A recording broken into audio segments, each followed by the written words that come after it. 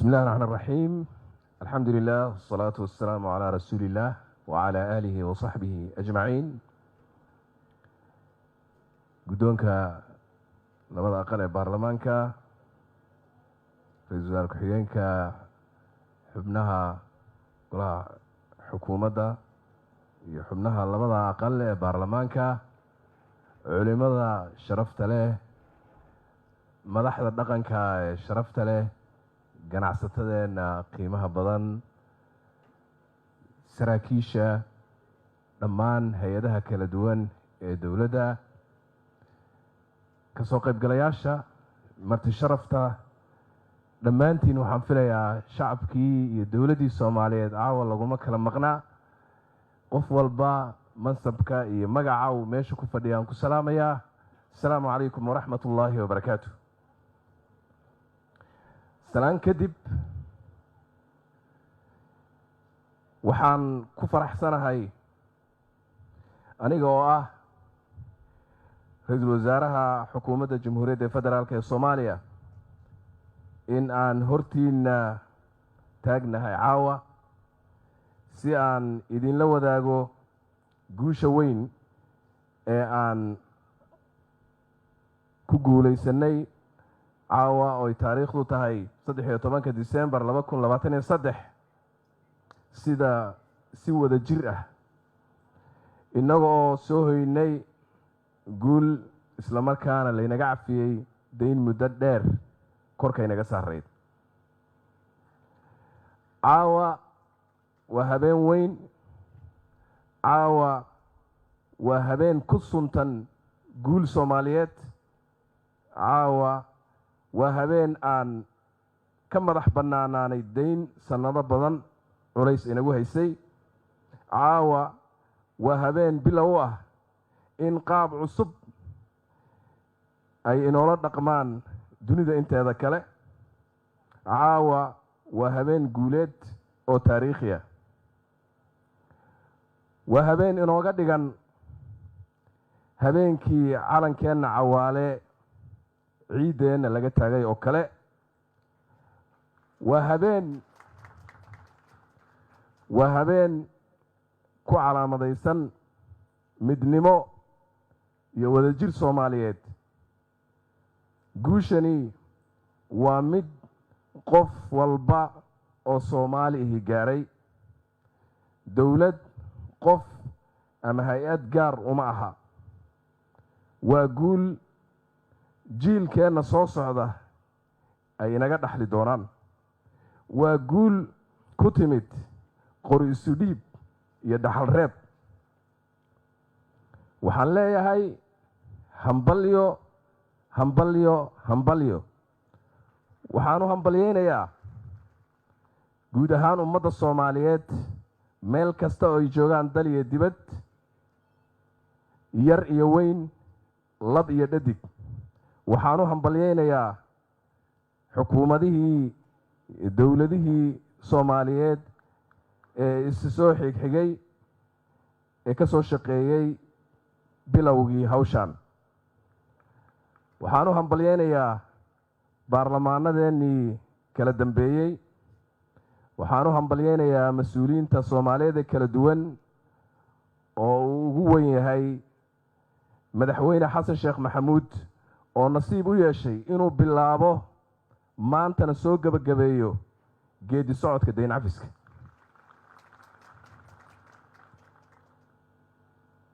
mudanayaal iyo marweyn walaalayaal, ahdaaftii waaweyneyd ee aan ballan qaadnay shacabka Soomaaliyeedna u ballan qaadnay inaan xaqiijinayno waxaa ka mid ahayd la dagaalanka khawaarijta, dhinaca fikirka, dhinaca dhaqaalaha iyo dhinaca cudud military intaba. waxaa ka mid ahayd hanashada iyo la wareegga amniga dalkeenna marka la gaadho bisha December 2024. waxaa ka mid ahayd ku biiridda bulshada bariga Afrika. waxaa ka mid ahayd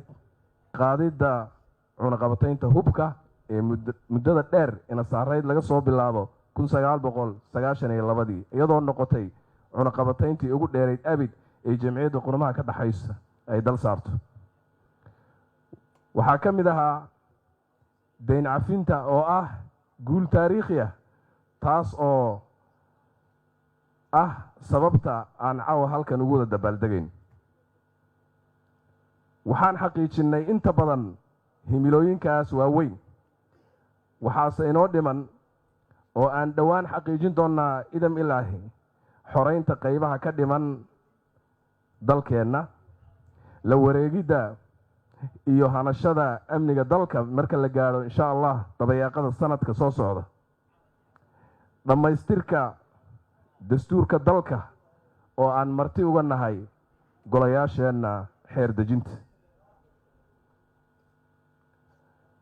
mudanayaal iyo marwooyin walaalayaal, dayn cafinta maxay dalkeenna iyo dadkeenna uga dhigan tahay? 5 bilyan iyo 5.3 bilyan ayaa laynaga cafiyey. macnaheedu waa in ruux walba oo Soomaaliya laga cafiyey caawa lacag ka badan $300. dalkeenna iyo dadkeenna oo la aamino, soo jiidashada maalgashadayaal caalami ah.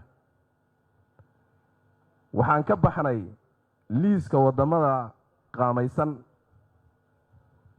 waxaan gaadhnay amaan u gudubnay xasiloonida siyaasadeed, horumarka dhaqaale, isku filaansho amni, adeeg bulsho oo horumarsan, rajo oo abuuridda dhallinyarada Soomaaliyeed, maalgashiga oo keeni doona shaqo abuur ballaaran. walaalayaal,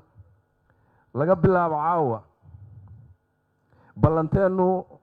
waa Soomaaliya oo mid ah, xasiloon, dunidana la jaan qaada. ballanteennu waa Soomaaliya oo soo ceshata sharaftii, karaamadii iyo qiimihii ay dunida ku lahayd. ballanteennu waa Soomaaliya oo siyaasad ahaan, dhaqaale ahaan, amni ahaan iyo bulsho ahaanba degan, iskuna filan.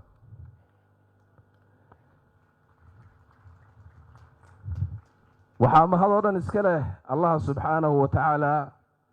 oo inoo suurto geliyey guulaha isdaba-oolka ah ee aynu ku naaloonayno maalmahan. waxaan u mahad celinayaa labada aqal ee baarlamaanka oo ansixiyey shuruucdii ugu badnayd ee gundhigga u ahayd dayn cafinta. waxaan u mahad celinayaa xukuumadda dan qaran oo ka soo shaqaystay soona diyaarisay siyaasadaha, xeerarka iyo xeer nidaamiyayaashii ugu badnaa uguna adkaa ee dayn cafinta aasaaska u ahaa, oo qaarkood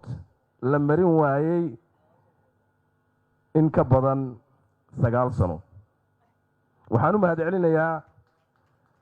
dowladaha xubnaha ka dowladda federaalka oo kaalin mugla ka qaatay arrintaas. waxaan u mahad celinayaa madaxdii hore ee dalka oo isugu jira kuwa bilaabay, kuwa shaqo ka soo qabtay. waxaan u mahad celinayaa hay-adaha dowladda ee aan habeen iyo maalin ka nasan ka gungaaridda mashruuca weyn ee dayn cafinta. waxaan u mahad celinayaa ciidamadeenna qalabka sida ee geesiyaasha ah oo har iyo habeenba u taagnaa difaaca dalkeenna iyo dadkeenna. waxaan u mahad celinayaa dowladihii, saaxiibadii iyo hay-adihii kala duwanaa ee doorka mugga leh ka soo qaatay arrintan. waxaan u mahad celinayaa dalalkii inaga cafiyey dayn cafinta iyo sanduuqyadii arrintaas inagala soo shaqeeyey. waxaan u mahad celinayaa ganacsatada Soomaaliyeed ee dowrka muuqda ka soo qaatay guusha aan maanta gaadhnay. mudanayaal iyo marwooyin walaalayaal, 30 sano ka hor ayaynu ka baxnay xayndaabka bani aadamnimada.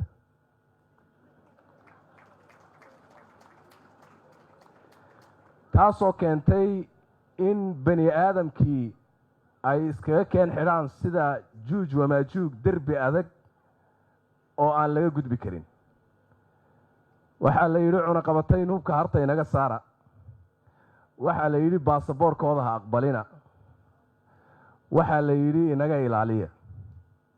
maxaa jira? waxay ka baxeen xayndaabkii bani aadamnimada.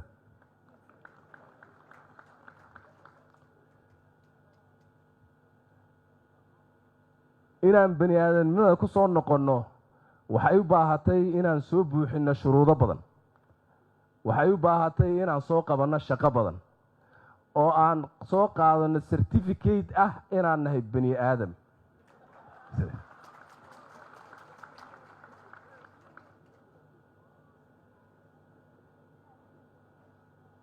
shaqooyinkaas faraha badan ee lasoo qabtay si aynu certificatekaas u soo qaadanno waa kuwii caawa halkan laga akhrinayey, waa kuwa hadda aan sheegaynay, waa kuwa ay naga soo qaadatay in ka badan 10 sannadood inaan cashiradaas iyo caqabadahaas aan ka soo gudubnay. ugu dambayntii bilahan ugu dambeeya ayaad moodaa in la aqbalay shahaadadeennii oo la yidhi bani aadan baa tihin. marka waxaan idin leeyahay hambalyo inaad ku guulaysateen inaad bani aadam tihiin mar kale.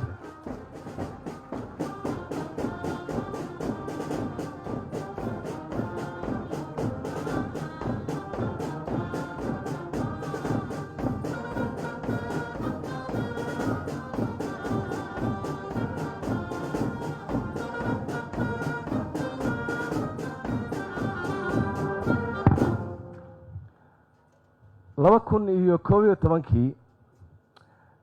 ayaan aniga oo shir jaamacada leeyihiin u socdo tegay waddan kale ah oon Soomaaliya ahayn. markaan waddankii tegay amin makhriba aan ka degnay garoonkii dayuuradda markaan saas uga soo degnay Soomaali baa saarnayde waxaa noo yimid nin booliisa oo le yaa af ingiriis yaqaano oo dadka iiga tarjamo oo anaa gacanta u taagay oo wuxuu yidhi waxaan rabaa inaad dadkan u sheegto kulligiin ku noqdo diyaaradda waa laydin celinayaa. oo maxaa loo celinayaa? sharci darray ku socdaan, baasaboorkoodana ma aqbalayno. waxaan u imid Soomaalidii oo kale oo baasaboorada ajaanibta watay qudhooda oo saf la geliyey.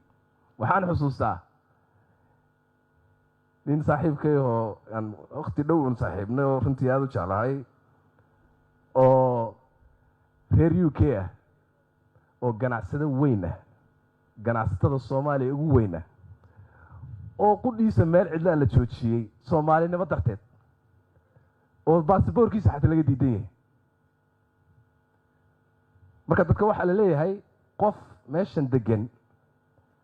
oo Soomaaliya oo sharci ku haysta oo damiinka ah waa in la helo suu ku geliyo magaalada ugu sii daayo. waddankaasi wuxuu ahaa bariga Afrika waddan ka mid ah, waxaana maanta guul ah inuu waddankii qaatay rumeeyey inaan bani aadam nahay oo aan hadda kadib ayna u qaadanaynin baasaboor xataa.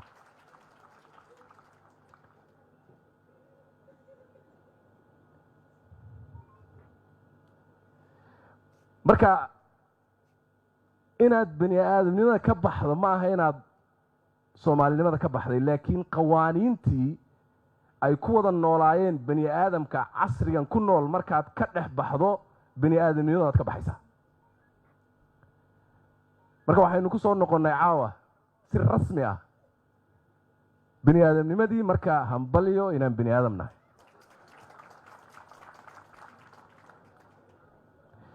weliba waxaan nahay bani aadamka kuwa ugu qiimaha badan.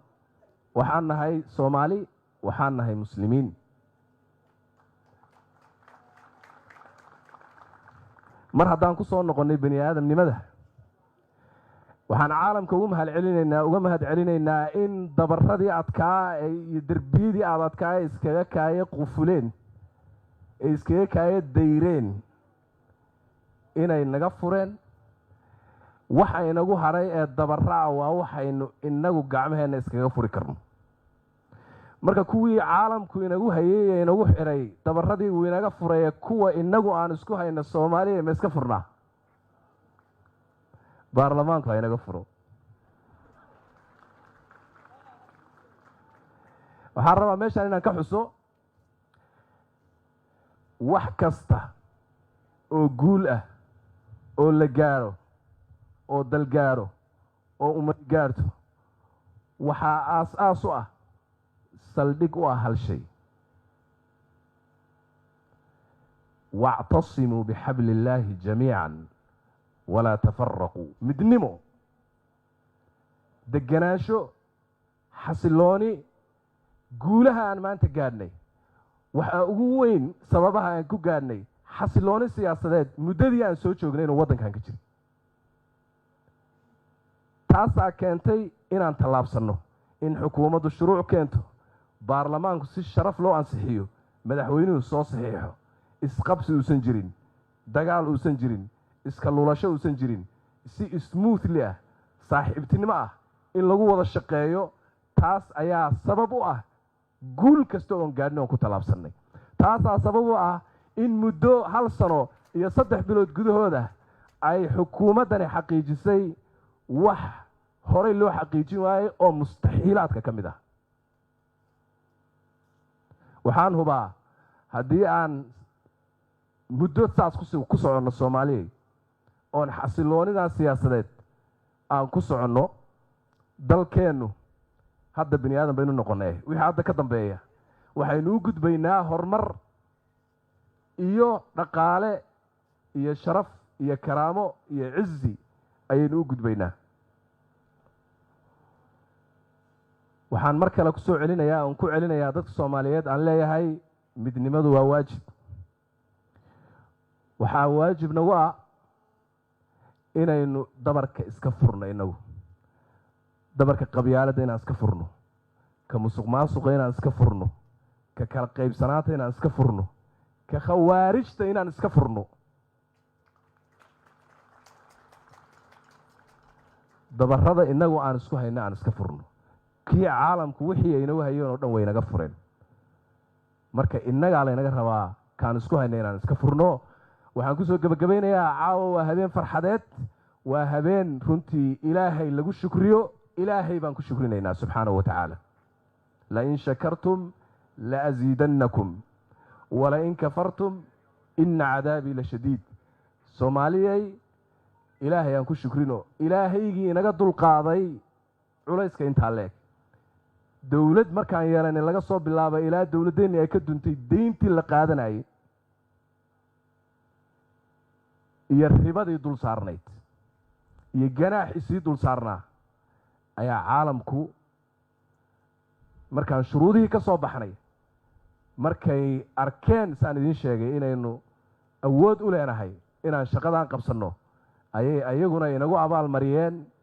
ayaga oo raba marka koobaad annaga noo danaynaya marka labaad ayagu danaysanaya waxaan ku naalaa mandiqad barwaaqo ah dal barwaaqo ah oo dad sabool ku nool yihiin baan nahay waxaan haysanaa dhammaanba resourceskii waaweynaa ee dhaqaale ayaynu haysanaa waxaynu haysanaa xoolihii waxaynu haysanaa beerihii waxaynu haysanaa